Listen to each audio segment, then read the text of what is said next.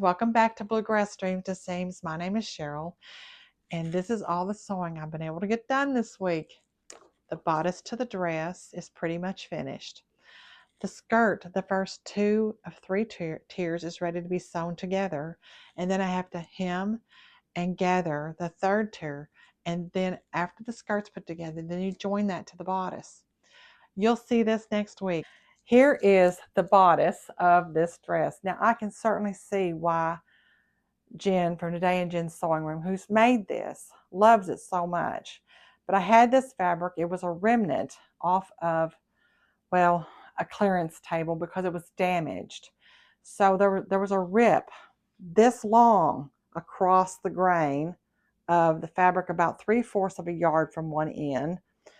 And then also going about 2 yards of the length on the salvaged end, just one side of the salvage. It had crinkled up and there was like misprint and blue line of ink. I mean, it was just totally misprinted. So I couldn't even use that at all. I had to steer clear of it. Most of this dress is cut on the fold.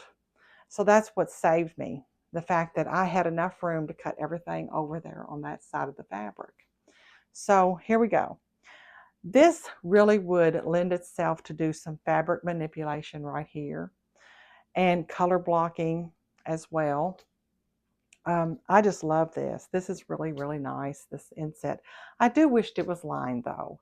And that's something I probably would be willing to do if I had like a real light batiste on the reverse of this to use as a lining. I would love that. I wouldn't want it to add too much weight to it, something light and airy. So it is gathered just a little bit right here. I do want you to know that this overlap here, this corner right here needs to be right on top of that corner. So you need this inner corner and this outer corner to match up. And it took me 3 tries to get it. This collar detail here, neck edge, whatever you want to call it, was really hard to get on. It took a little bit. I had sewn 5/8 inch away, just like you're supposed to, your stay stitching. And I had to cut for the first time, and I don't know when, cut 3 here, 3 here, and a few in the back on each side. I did not cut in the center, but I did cut, I think, twice on each side, getting closer to the shoulder. And that allowed me to get that circular shape to fit into the circular shape without any issues. So I had lots of pins and I just took my time and it went in. I did have to take a few places out where it would grab the fabric and like, a little short area would get grabbed and I'd have to take that out and rework that. But, that's just stuff you have to do. So love it. I do love it. The skirt is put together before you sew it to the bodice. So I have the first two ready to go together. And then the third one is supposed to be hemmed and gathered and attached to this middle one. And then you take this top one and it has slight gathering in it to fit this bodice. So that's all I have yet to do. Maybe next week you'll see me have it on. So let's talk about this cutting table. So you can see the cutting table now, and it does go from there to here. This is 5 feet long. So let's take a look at it. So here's the end of the cutting table. Again, it is 31 inches wide, 5 foot long. This is a birch plywood half-inch thick board that's on top. And then you can see the first of 4 cubes right here on the end. It looks the same on that end. But there's actually 6 on each side. So here's this side. And you see these boxes? I'm going to be looking for some more of those. I have my journals that I keep for my sewing and knitting there. That's just sticky notes. That's those corkboard tiles that I'm planning on using on the end. I'll put them right here on the end. And then I've got some cards and stuff right there that I don't have anything to put them in yet. These sets of 3 drawers, you'll see 2 of those cubes are over here.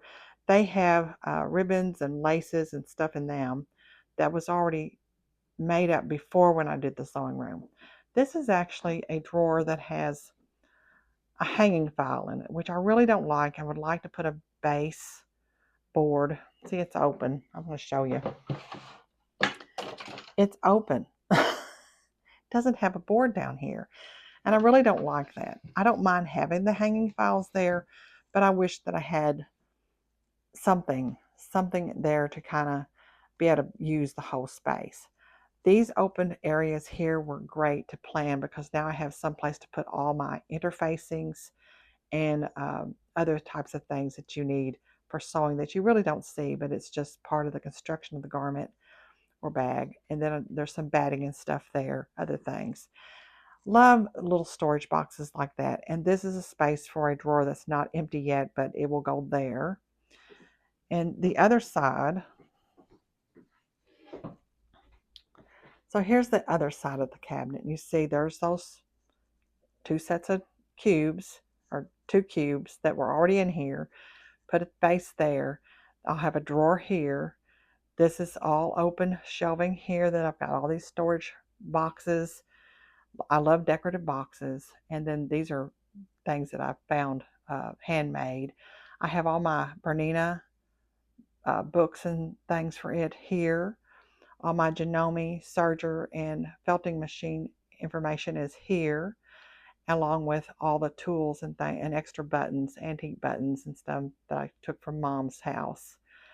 So this is all coming together just as planned. So I hope you enjoyed this episode of Bluegrass Dreams and Seams. Sorry I didn't get my dress finished, but next week maybe I'll have that on, and maybe I'll have on my mannequin a finished top that'll be going to my sweater, my second shirt. So hopefully I have that done. At that point, I don't know if I'll get to do any more sewing because I'll be getting ready to take this trip. But at least we've almost got this finished, which is really the highlight of this entire video, which I kind of did want to do that. I really wanted to give a lot of detail about how I did this. If you have any questions about this cutting table, please ask. I'll be happy to send you any details you need to know as to how we put this together and try to explain it the best that I can.